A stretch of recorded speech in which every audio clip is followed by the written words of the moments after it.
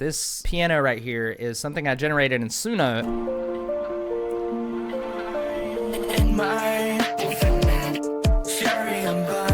And there's two different ways you can go about this. The first way would be hovering over to sounds where you can prompt individual loops or one-shots. And this is really great for sampling because you can actually choose the BPM and the key. It doesn't always actually get a stable BPM, but sometimes it does. We're gonna go for like a trappy BPM. I'm gonna go with 75, and I'm gonna go with D minor just because that's my favorite scale. And for the sound, I wanna go with like some dark minor piano sounding thing. So I'm just gonna go to the Suno GPT, which is free to try in the link in the description, and I'm going to change it to studio mode for prompting individual instruments. I'm just going to say something like dark piano, and then it'll give me a prompt in Suno's language that better describes a dark minor piano sound. Upright grand piano, dark brooding, introspective, slow large tempo, heavy sustain pedal. It's got all the goodies. So I'm just going to paste that into the sound and we will create it.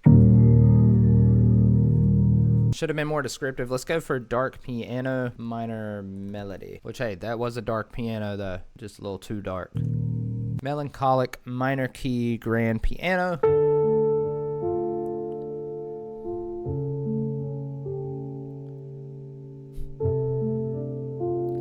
Sounds like one of those true crime piano backgrounds. Now we're gonna go to the three dots and go to download and wave, and we're gonna download that sucker. Then we're gonna go into our DAW and make sure we are at 75 BPM, and let's drag that bad boy up in here. And first I like to just play the sample with the metronome just to make sure that it's on beat, because sometimes it will not be. And it is not. But one thing you can do to find out the BPM of this is to go to the three dots and edit and open in editor. At the bottom, it'll show you the BPM. So it says 73. Pray to the good Lord that that's accurate if you want to. I don't know. And we're just going to type in 73 to time stretch this. And just as I feared, it is not accurate.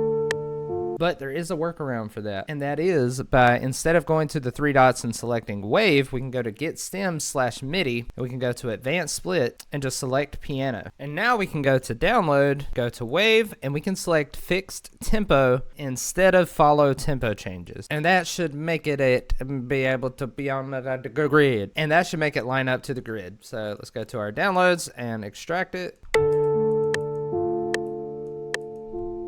So it's not perfect, but it's way closer. So at this point, you could either upload this back into Suno and you could extend it, or you can do some producer acrobatics and just like take this last part, chop it up like that.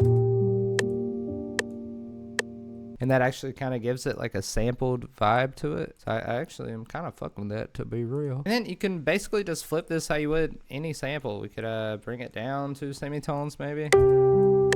Then we can add some EQ to the piano, throw some reverb on it. And then add some trap drums, and you are golden, pony boy.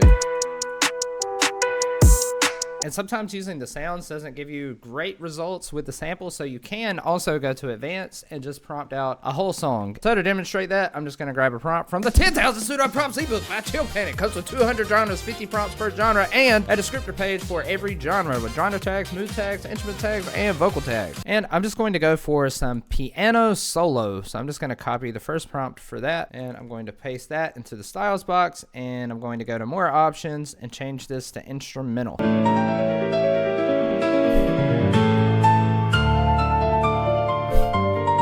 Christmas is a lie! Did you know that the Suno GPT is now a fully functional website with no ChatGPT Plus account required? Just go to sunogpt.ai to try it out for yourself. Link in the description.